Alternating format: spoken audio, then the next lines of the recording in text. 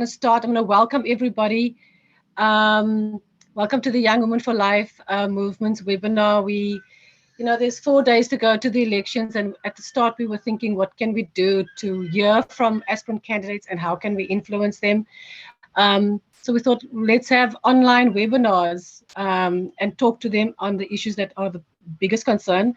And I've sent you the questions, which is what to do about GBV and young women that are find themselves in these scenarios. They don't have a livelihood. So what can you do to get them involved in the township economy? So those are the questions that I sent to you. And then also, local government is here on our doorstep. It's on our doorstep, and what can we do? How you can get us involved. So those are the questions that we want to talk to you about. And I just want to read out some of the rules. So if you are not talking, if you can have your audio off, and if you want it to be, if you have a problem switching it on, just raise your hand, and Linda, you will just check and see who's raising their hand and unmute them. And we're doing this because we have a problem and people are talking and then there's noise in the background, and it's rude, but with technology sometimes you can't find the off button, so it's not intentional. We're just trying to let it run smoothly. So if you're speaking, audio on, and we would like to see you when you talk. So if you can have your video on, that would be great. But for now, now that I've welcomed you, you are here. This is informal. We are going to have, this is the last session, so it's going to be about, having fun. And yes, we did have young women, but we thought, let's mix it up and get more mature women here to hear your views, because you've been around longer and you have more experience. So with that, I'm going to hand over to Linda, who's going to tell you about what Young Women for Life is all about. Over to you, Linda. Yes, thank you, thank you very much, Zelma. So basically, we're all here to just talk to our candidates and try get certain some of our questions answered. And generally, being part of the movement, one of our focus areas is holding leadership to account. So holding leadership accountable for promises made, or promises made for the future. So it's a great platform. We've had a lot of where we've been talking to women generally, and we welcome the mature women that you're talking about. I hope our candidates can feel free, feel at home. We are also on fire. We want to know, not only are we interested in women taking positions of influence, but women being accountable for in those positions, and us bringing results. Even us as young women, when we do take positions of leadership, we want to be in a place where we can still bring results to the positions, and not it just being affirmative action with no result. So as we go forward, I would like to welcome everyone, the young women. Let's relax. Unfortunately, a lot of people haven't joined us yet because of load shedding. So a lot of them have issues with the network and stuff, but we still have more people joining us. So generally right now we should have young women from Gauteng, Limpopo, KZN, Malanga, and the Western Cape represented in this group, and that's those form part of the provinces that we are as a movement. So let's talk about leadership, let's ask each other questions, and most of all, let's find out how we can hold our candidates accountable at the end of it all when they do get into office. So a warm welcome to everyone. I hope we have a great session. Thank you, Linda. Without wasting any further time, I think I will hand over to the candidates, aspirant candidates, but let me introduce them. So we first have June Inkerman. She's representing COPE, and she's contesting Ward 49 here in the Athlone region, and she's worked for a network on violence against women, and that is how to assist women on getting out of these relationships. And she also volunteered at NICRO, and NICRO is about making communities safer. And she assisted traumatized women in NICRO. And then she did a hanging out laundry project. I'm not sure what that is about, but maybe she can tell us a little bit more about that. And then we have Lee Mostert, and Lee is a self-employed single mother. She is a former political prisoner and a fierce activist for women's rights. She's currently the secretary of her ANC branch in Ward 87 for the Greater Johannesburg area, and that is the ward that she is contesting. She enjoys working in her local community because she believes that that's where the rubber must hit the tar at the bottom, and I agree. Then we have Lindy in Denisa, and she's from the Democratic Alliance, and Lindy is from the Middelburg Msluzi region, the Steve Tshwete municipality, and she's the aspirant ward councillor candidate for the Democratic Alliance in Ward 24. So I've introduced you according to your name in alphabetical order. And as I mentioned to you on the phone, that we are, this is not a debate. We don't want you to fight amongst each other. This is for us to learn from you what you plan to do, and then for us to then give input in what we think your plan should be, or questions, because nobody really has all the answers here. So that's the purpose of this. So we usually are a bigger number, but I think load shedding has impacted us like it impacted us last night, and the lights went out. So I do apologize for that. But let me hand over to you. I've sent you the questions. So I will start with June. You are, unless I don't understand the alphabetical order right, you should be first, and then Lee, and then Lindy. Over to you, June. Can we unmute June, Linda? Okay, we're going to do that. She's talking, Linda. Sorry, June. She's muted. Yes, what name does June have? Oh, she's 27724. Thank you.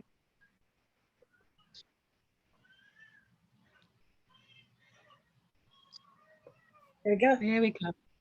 Okay. Hi, everybody. You ready? Yes. Okay. Hi. Yes, my name is June Henkeman. And sorry, Zalna, I'm not from the Coke party. I'm from the good party. I apologize. It's fine.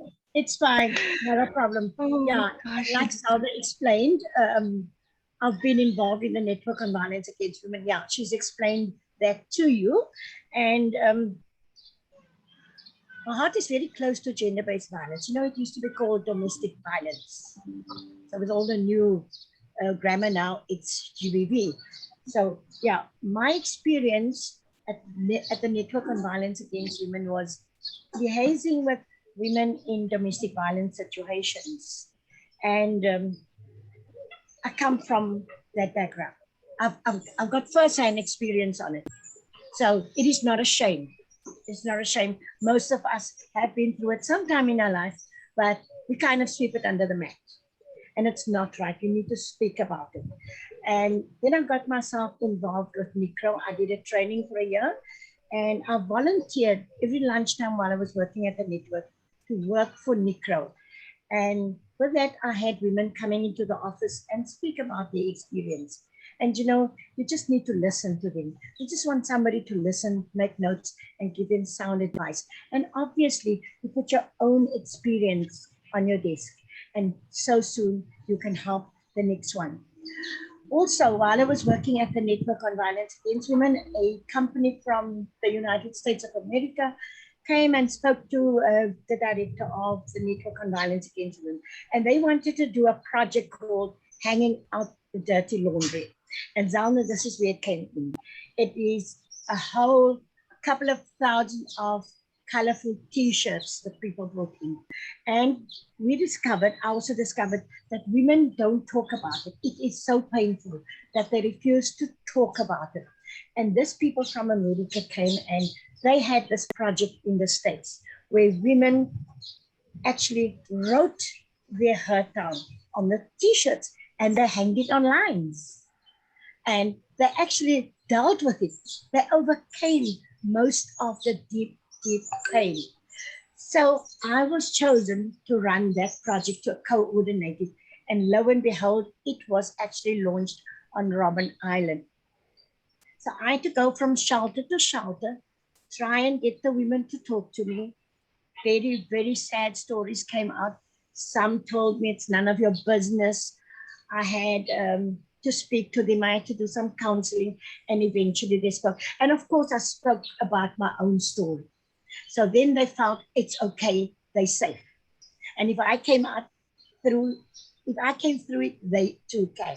And eventually we sat down with the t-shirts, and they had to choose their color, and they had to choose the color of their paint. And they took their fingers and little brushes, and they wrote down exactly what happened to them. And one lady, she was already matured and she never spoke, but what she wrote on the t-shirt was, "Why, Daddy, why?" And it came about that the daddy sexually abused her since she was a child. He's passed on, and she could still not forgive him. She could still not forgive herself. She blamed herself because she used to get undressed in front of him. She used to jump in the bed next to him, and this is what happened. And after that project, she actually started to be healed. And yes, they wrote down their stories on the t-shirts, and we hanged it out at the shelters, and it was like the wind blew it away. And that was a dirty laundry. However, it never carried on. Is there anything else you want to ask me about? Zalma, is there anything that you need to ask me? Oh no, you can just tell us how you plan to deal Okay. with. Can you hear me? Yes, I Yes. can hear you. Remember, can you tell us how you plan to deal with GBV in the Okay, I will do that. And get women involved in the township? Yes, I certainly will, not a problem. Should I be elected as a ward councillor, and this is how I would like to deal with this. My way forward for Ward 49 is I would push to have women in a social gathering, all kinds, advertises for all women. And from there, we will identify how our lives, I can't, can you hear me? Yes, we can. Go ahead. Okay. And then that is how we I can't hear you. I would try my best to identify the abused women, set them all up in teams, and we chat. We just chat. Women tend to come out of the shower when they're with other women, and we just talk about it. I would also like to offer good activities for women. Women are sitting at home doing nothing, and today it's different because they are more educated, they are more independent than what I was at the time, but gender-based violence is still the same. It also still affects. And what I would also like to do is get training for women on self-defense, because I have noticed with all the gender-based violence, most of it, the cases that I've read about, some who've survived, some who have lost their lives, they couldn't fight back. So at least if you can do a little bit of self-defense, you will become stronger. You're not as weak, because women feel, no, they can't fight back. They're not a man. It's okay, but it's not okay. So that's how I would do. I would also like women to be taught on court orders, what goes on in court. It's okay to report it. It is okay, because it is you yourself that you need to look after. So yes, they must be able to learn more about self-defense, and they must be able to learn more about the court orders, the process of the court order, and the process of the restraining order, what their rights are. I'd also like to encourage job creation for women's independence. You don't have to have matric, you don't have to have a university degree to become independent. And most of all, I'd like to work with a boy child, because I have found out that our boys, they see daddy hit mommy, although they are the father figure during the time that they grow, but when they become grown-up men, they actually repeat what the dad has done, because that is all that they've been faced with. So when they're with a woman and there's children, to be a man, you've got to be strong, you've got to hit her, you've got to shout at her, got to swim. So no, we need to work on our boy children, and that is also what I want to do, to get our boy children in, to train them. They're there in their capacity as a protector to the mom and the siblings, but they're not there to pray. They have the right to enjoy their lives also. And they have to be prepared for their young life when they become young men. Our girls, you know, they're also used to this abusive relationship. And when they become older, the majority of the girls, I'm talking about my area, they actually end up with boys who are practicing what their dad practiced at home. They feel more comfortable with a guy that can swear and that can push around, a more bossy guy, because this is what they used to. So I want to work on girls as well. They deserve better. They deserve the best. And yeah. Okay. Some girls, yeah. Thank you so much, Juna. That is very. I think those are good initiatives that you'll be doing. So thank you for that. We're going to ask you some questions later on that. Sure. Lee, can you? Thank you, June. Lee, can you maybe share with us what you plan to do? Oh, Linda, can we unmute Lee?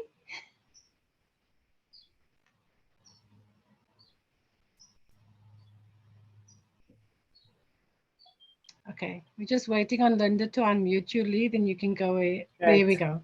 Thank you, everybody. Thanks for this opportunity to all the young and not so young women on the group. So my name is Lee Mostert, and as Zalna introduced me, I'm a former political prisoner. And just like June, maybe it's because of our age, I hope it's just because of our age, but just like June, I'm also a victim of both domestic violence and, or should we call it a GBV, gender-based violence. And part of what I want to say is my life experience, and part of it is, of course, what I learned through working with my community. So women are 51% of the population in South Africa. 51%, but we are still known as vulnerable. So I say that tongue in cheek because it's almost an indictment on our society that we are 51%, but yet we are the vulnerable ones.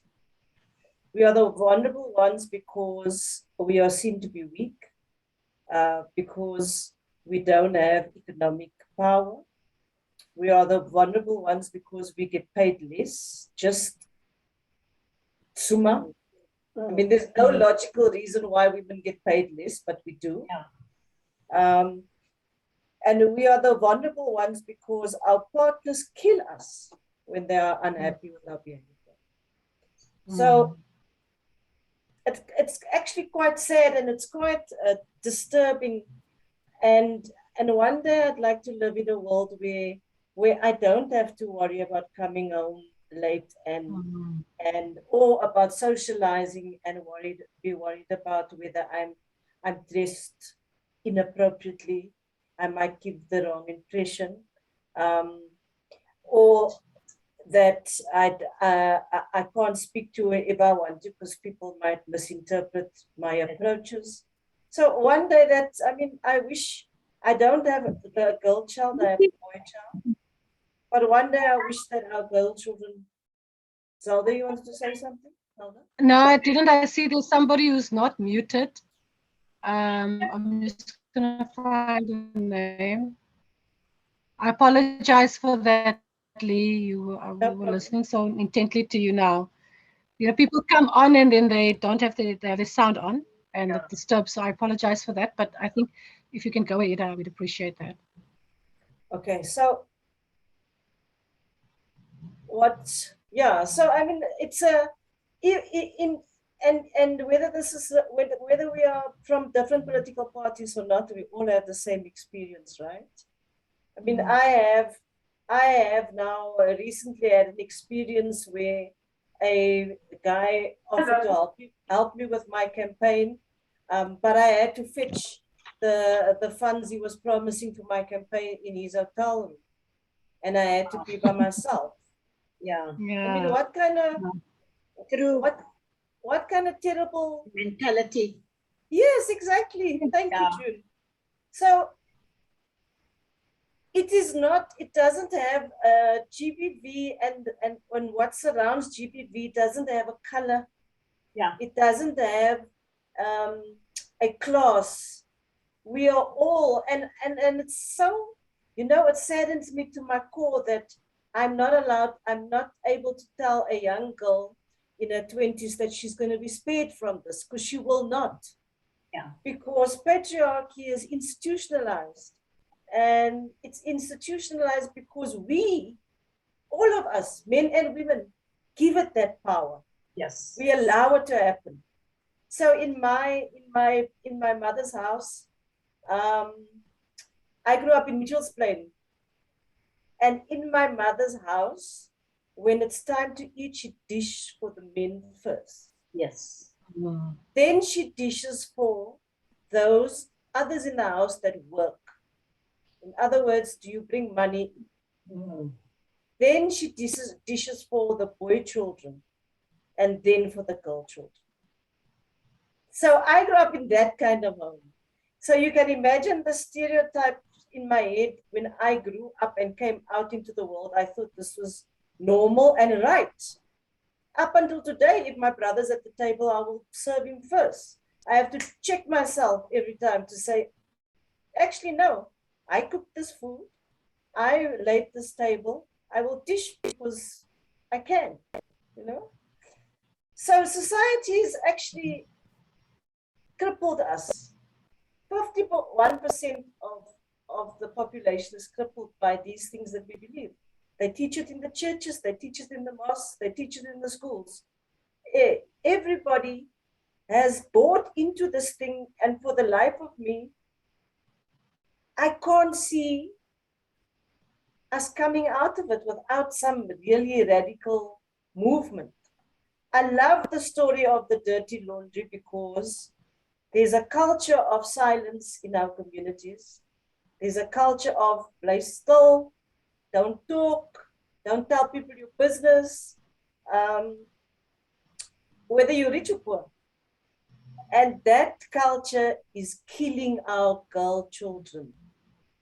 That culture is the culture where a boy on university thinks it's his right to smack his girlfriend around because the girlfriend's never going to tell anybody.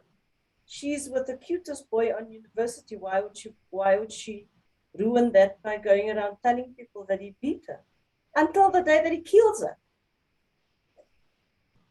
So yeah, now you guys got me all riled up. So one of the things I believe I'd like to do for if I end up in, and even if I don't end up in any kind of political power position, is to encourage women to become economically self-sustained. That for some reason, this thing of GBV is connected to finances and money. And so if I pay the rent, I think I have the power to beat you. I think I have the power to do whatever I want to with you. I can abuse you anywhere I want to. And in cases, I'll even rent you out to my friends because you have no economic power. So I always, wherever I go with, and I have to deal with young girls, and in my family, we have the most beautiful young women. They're all in their 20s, finish university. And I always encourage them to make sure that they are able to rely on themselves. They must be the first stop. If you need something, your first stop must be yourself. If you're looking for a like on Facebook and you don't like yourself, you're in trouble. If you're looking for a like on Twitter or Instagram or whatever, and you don't like yourself, you're in trouble. Nobody's going to affirm you. You've got to affirm yourself. So that's one of the things that I do in any environment that I go to, and I will continue to do whether I become whether I get this candidate position or not, or the councillor position or not. And I think that all of us should do it. All of us should encourage girl children to become economically sustainable and to love themselves. So I also believe that every community, every ward should have a place of safety. Because it is the funniest thing, but people always end up looking for a place of safety. I always get calls saying, where is there a place of safety? It's like the secret underground move where nobody knows where to find it. So why would you, if I'm in trouble, why would I go and look for this place? Because it's going to cost me to tell so many people before I can get there. So I would encourage that every ward should have a place of safety. You know, like recently, or not recently, there's this a culture, or not culture, this thing where if you don't want your baby, it's like, what does it call, the door hoe, or you can just leave your baby there without, but everybody knows where that place is. But nobody knows where the place is where you go to find safety for a woman that's been abused. And remember, abuse is not just physical abuse. You don't need a blue eye to be abused. Emotional abuse is, you know, when I was in my abusive relationship, the emotional abuse was so bad that at some point I said, why don't you just hit me and get it over and done with? Because the scar will heal. But the emotional abuse stays there, and it tears down every bit of dignity and self-respect that you have. I see June nodding her head.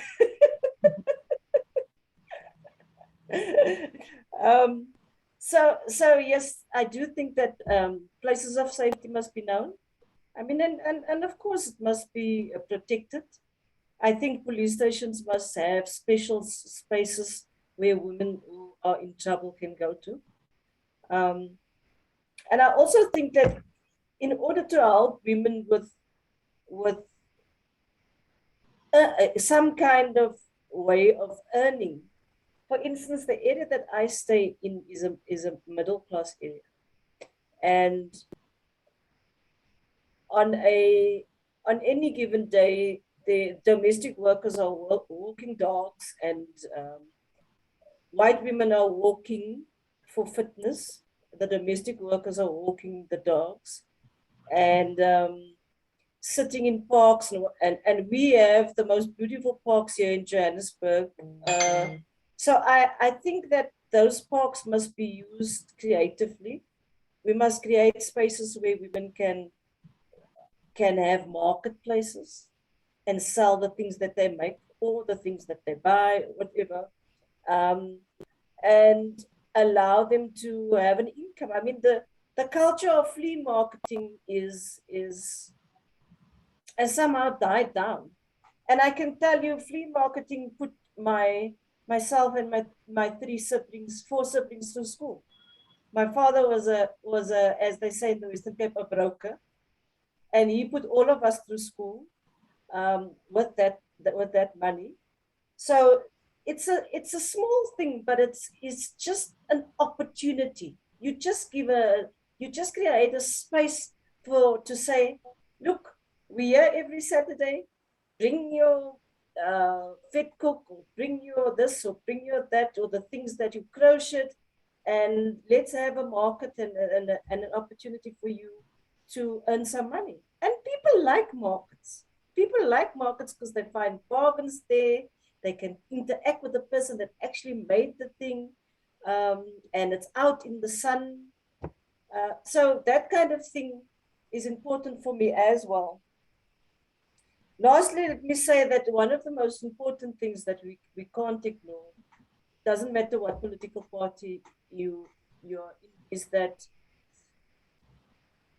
the gender-based violence, or the NGOs created around gender-based violence, is there for a reason. They sit with a wealth of information. And if we don't use them, we're going to lacking all that resources and information that we have. So we must partner with these organizations. There's a women's legal center in the Western Cape. Every province has one of those centers where women can learn how to tackle things legally. Auntie June, you spoke about how intimidating courts are. They intimidating for me if I go there and I'm not the victim. You know, that's how intimidating courts are. Even home affairs is intimidating for me because it's unknown, it's unfriendly most of the time. So all of those things has got to change, and we have to reach out to the people with the resources. I'm going on a bit. I'm going to stop now, Zelma. Okay. Thank you so much, Lino. That was also some very good comments, and I've noted some, so we'll ask some questions around these or some other things. But we're going to hand over to Lindy and Lisa just before. Linda, can you unmute Lindy? Denisa? There we go. Over to you, Lindy. Okay, do you hear me, guys? Can you hear me? Okay. Greetings to everyone. My name is Lindy Denisa. I'm the aspirate candidate for the DA.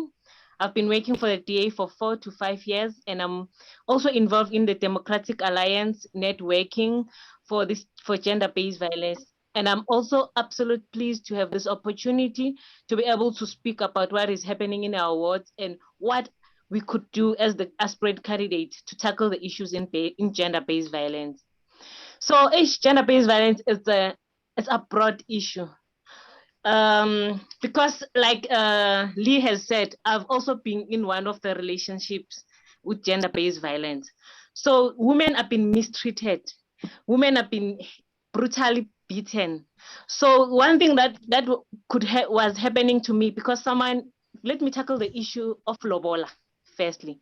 Because a man thinks that when he pays lobola to you, he thinks that you are entitled to him.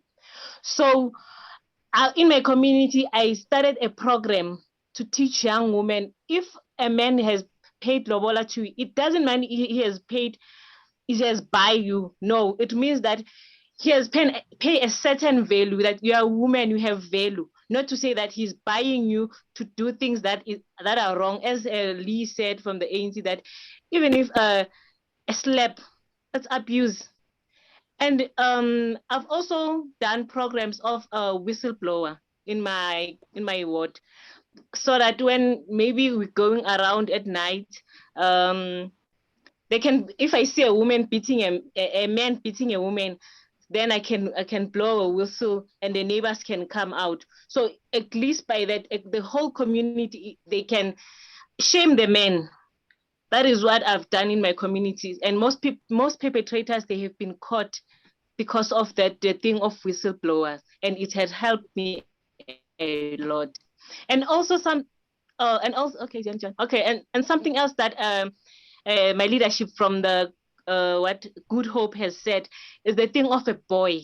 We must start teaching these boys to respect girls. And it must also be in our wards, in the schools, and also in the families. Because when a boy child see that his father is doing something bad, beating his mother, he's also going to do it. I've also do campaigns on that, awareness campaign on anger, because when boys, they grow up, they intend to do that to their women. So we've tried to be with pastors in my ward and people who are in leadership in my ward to have meetings once a month for the boys. At least if they have anger management issues, they can go there and talk. Because I'm a woman, they say we won't understand.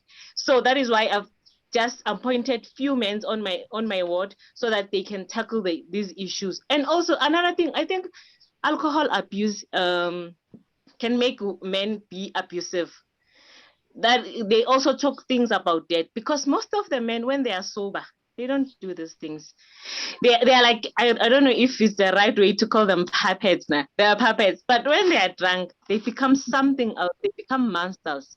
So I've also, on my awareness, there's anger management, there's also these things of alcohol, but I'm not the one who's addressing them, but I've like ask pastors from my society to talk to the boys, and it helps a lot. And also the things, I don't know how this gender-based violence can end. I think there must be more education, because if we just let it go, I think more women will die. I think that's the issue. As Lee and Zelda have said, that most of the time, women, you must love yourself. Know your values. Know that you can live without a man. There's no need, even if you want to be a partner with a man, you mustn't like let that person to be entitled to you. You must love yourself. You must report those things, women. I always go to my ward or society to tell them that even if it's a slap, you must report it, because it's that like that. Then they will kill you, then they rape you. You see, because there was an incident. There's one incident on my ward. It happened a year ago. A 21-year-old girl was raped and cut by his 23-year-old boyfriend.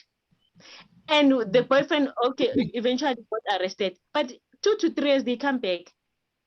I don't know if we can, besides the political issue and what, I don't know if we can be a country, not even in our words, a country that police, if there are perpetrators in our words, they must account. They mustn't stay in jail for 2 to 3 years, then come back to the same community and do something big.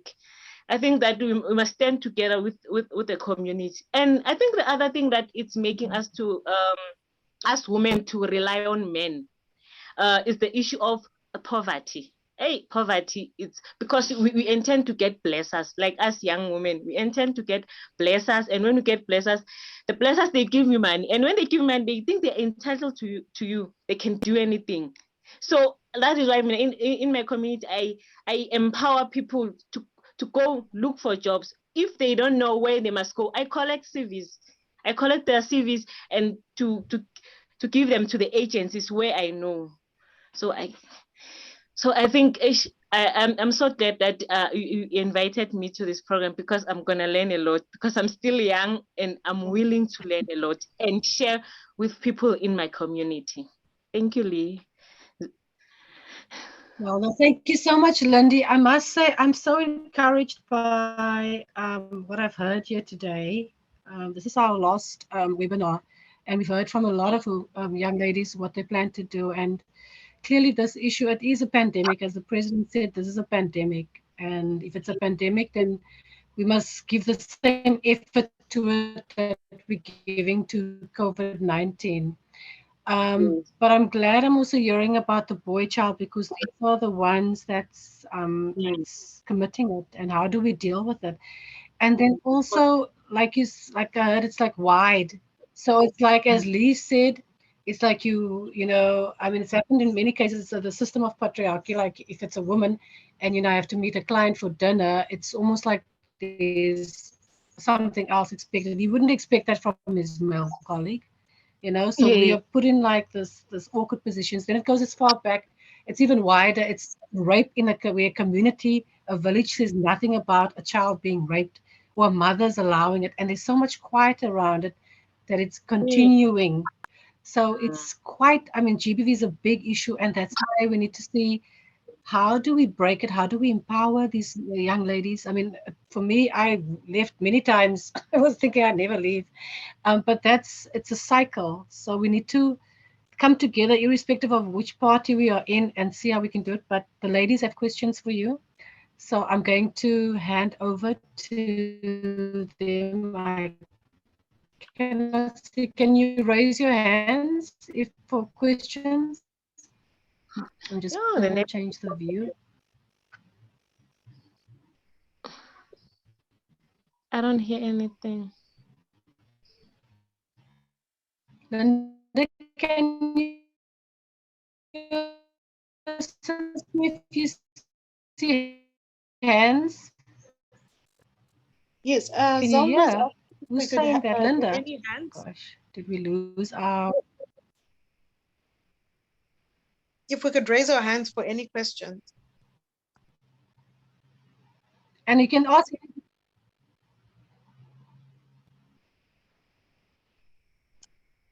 Okay, we have a Bongile. who wants to ask a question?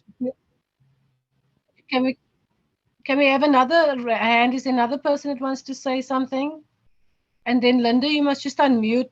Lindy, Lee, and June from Good. I apologize, June. That was not appropriate on my side. Okay, there's Pindile has a question.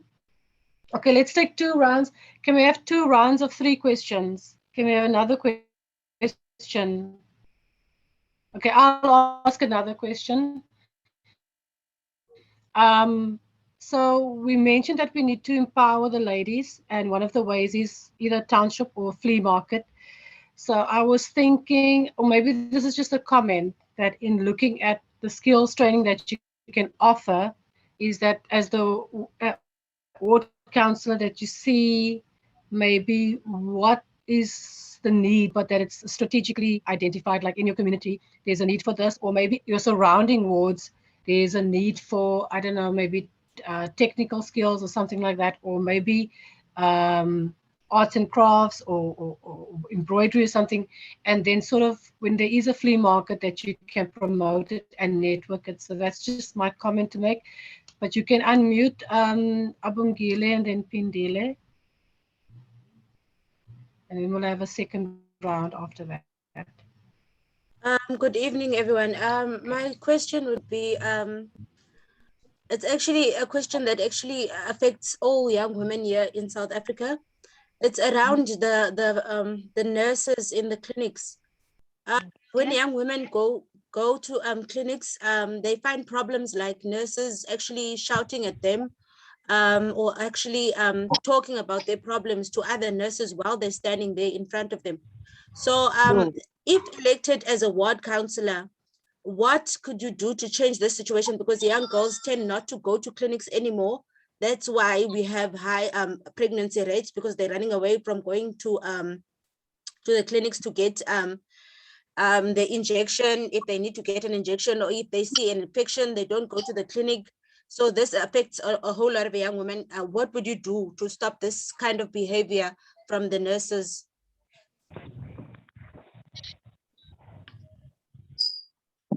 Okay. Can anybody answer? Yes, there's another question. Pindile, can you ask your question? And then I think we're going to have load shedding at 6. So maybe so we don't like last night things went dead. I don't want that to happen. So Pindile, can you ask your question? Okay.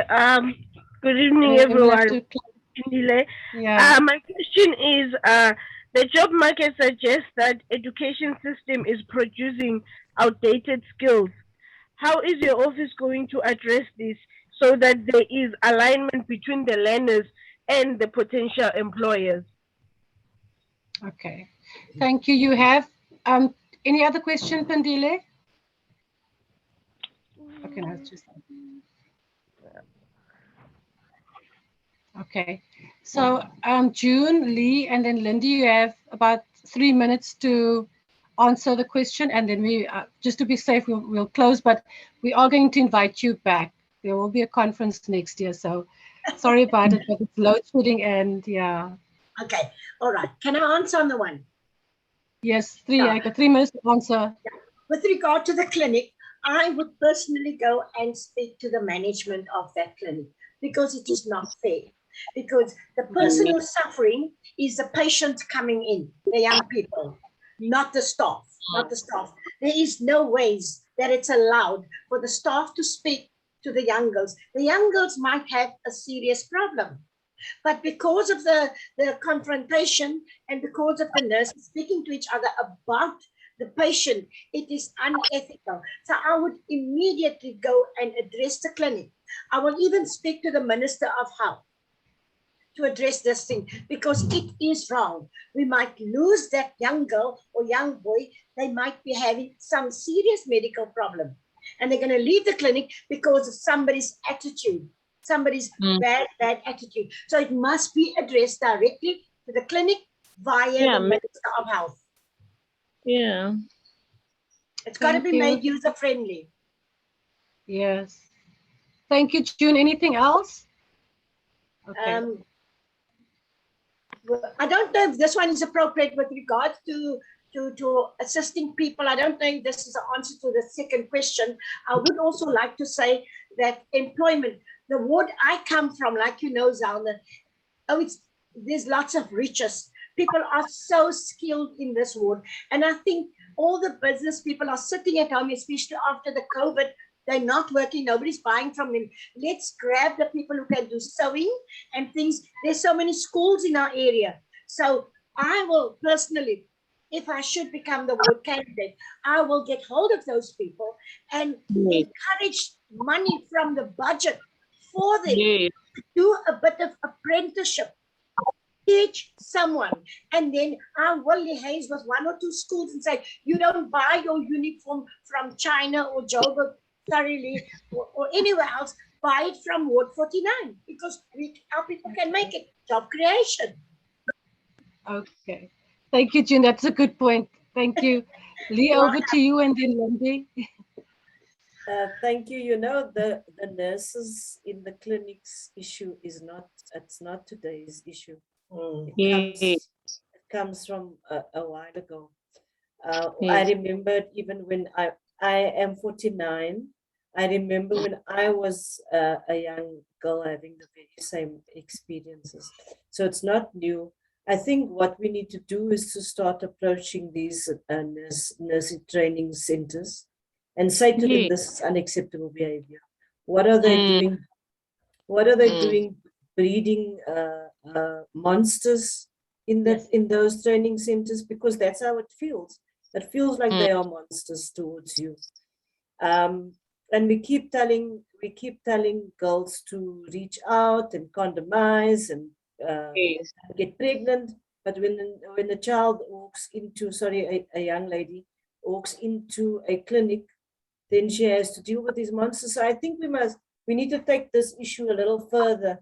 We need to go to the institutions that train these nurses and say, this is not today's problem, and it's not just Ward 87's problem. It is a problem across the board.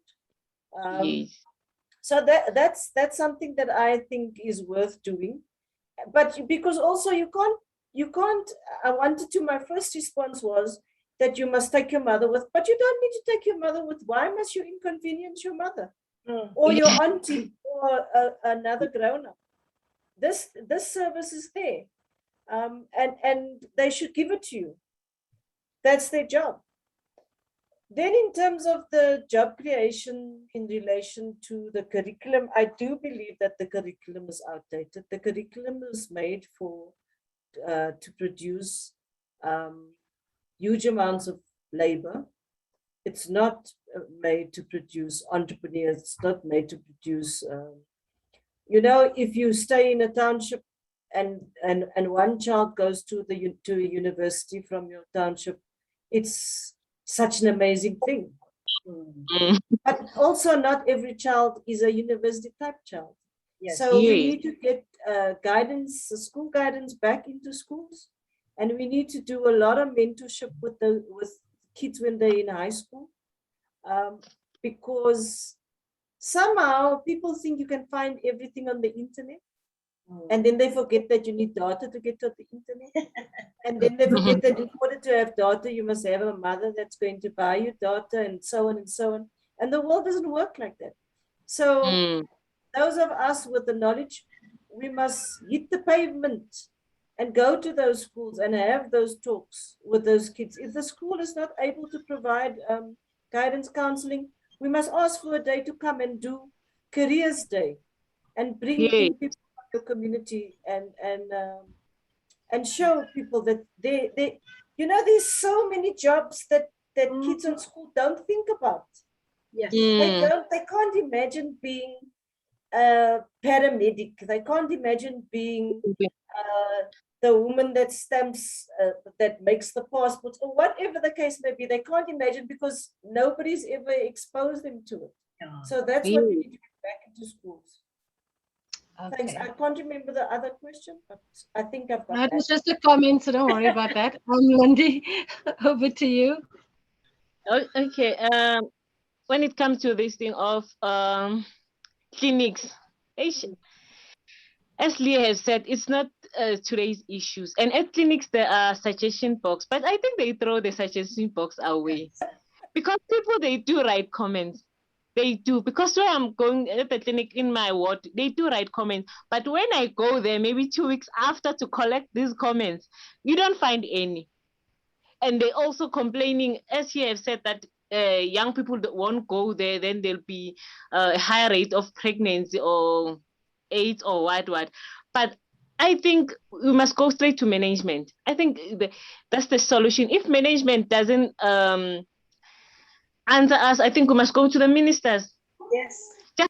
Just to make an example of that, if one clinic can be exposed, I think the other ones won't do that. If the few nurses can be exposed, I think the other ones, they will do their jobs, because now they are too relaxed. They know that no one will do anything. They know that no one will do anything. They will just talk and no action. I think it's time for action now about the issue of clinics, because I'm also a young woman. I've seen this. I've been in a clinic. I've been waited in the queue, and they talk their own problems. They don't even look at you. They will deal with you after they finish. Yes. So I think we must go to the ministers. If management doesn't respond in a good way, go to ministers, make an example with one clinic. I think the whole of the country, they will know. So when it comes, yes, yes, I think that's my suggestion, because there's no other way. So in the issue of job, yes, in the issue of job creation, I think this thing, it goes way back to the schools.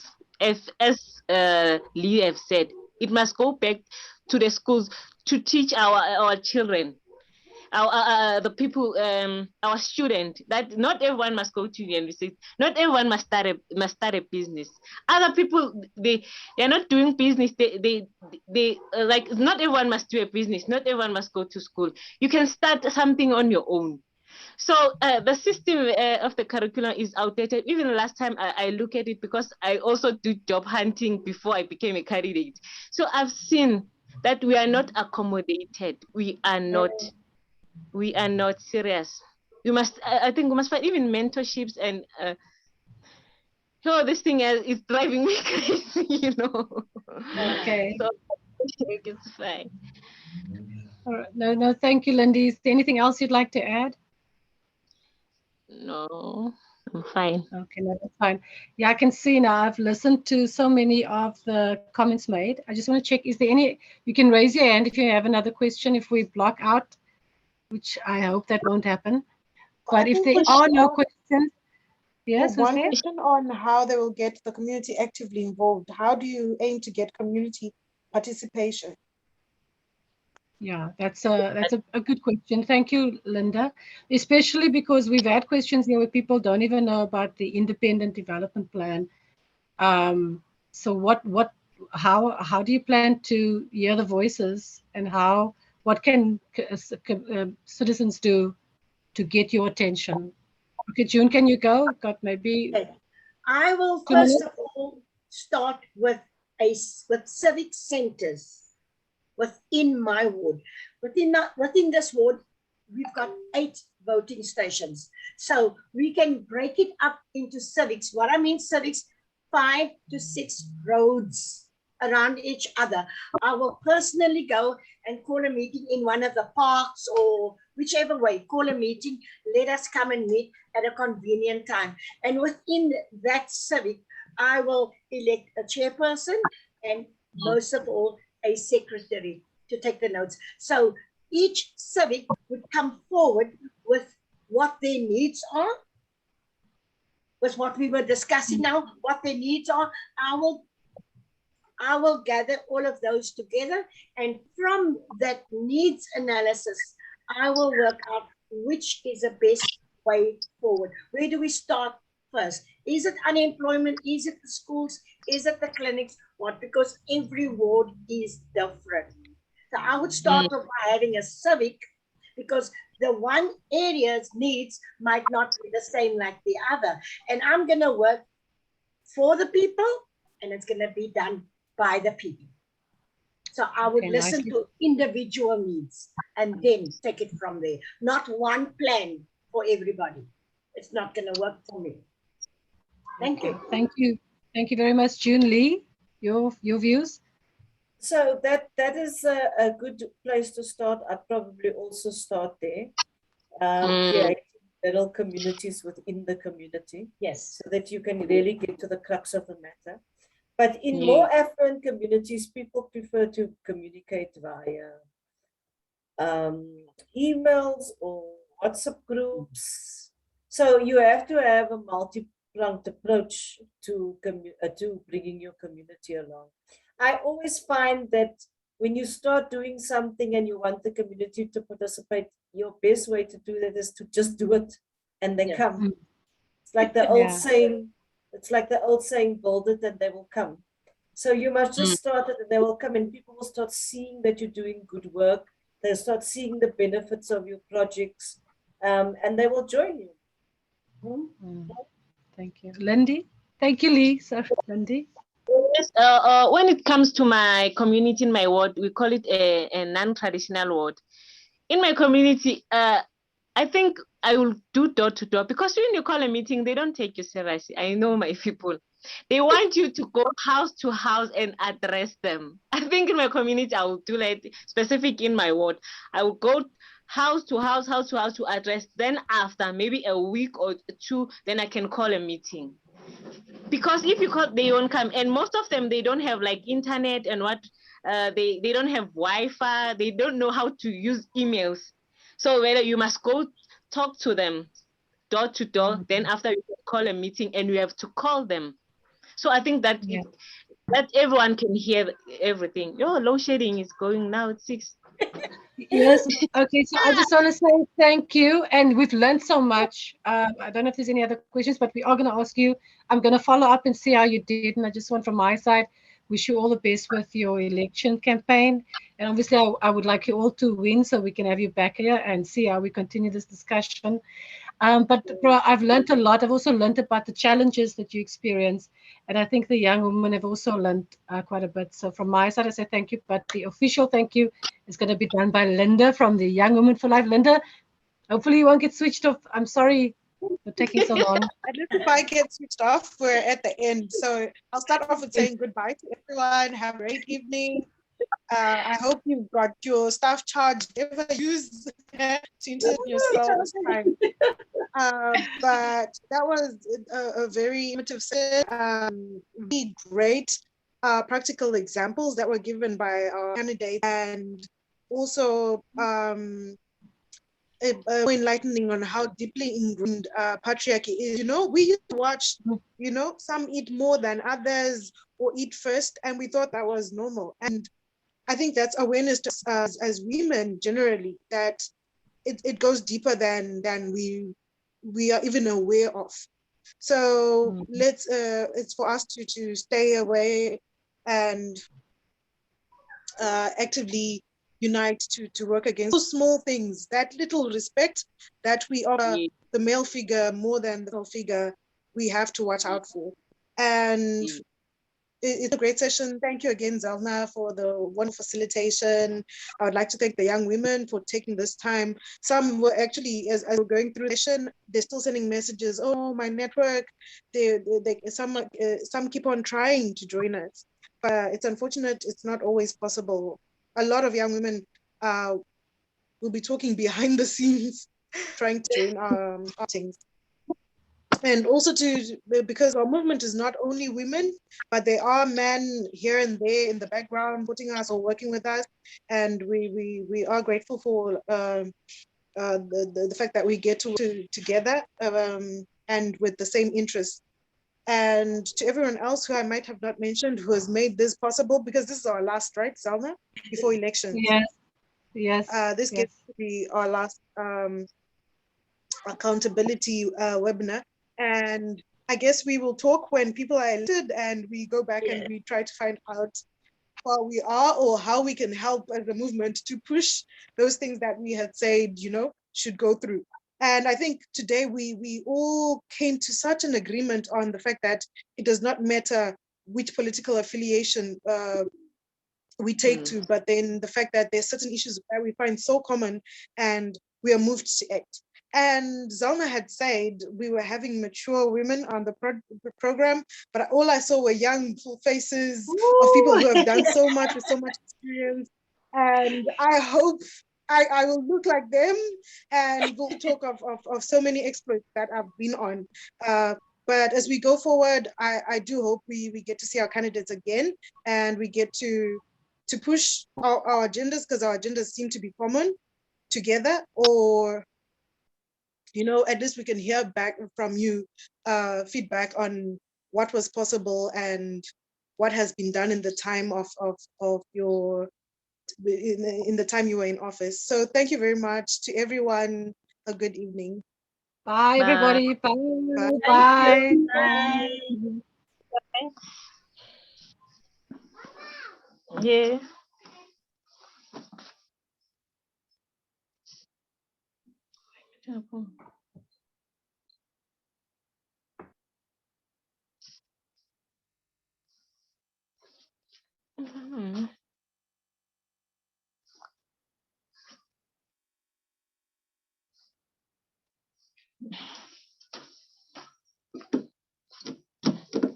Oh, self naman sa kuno po.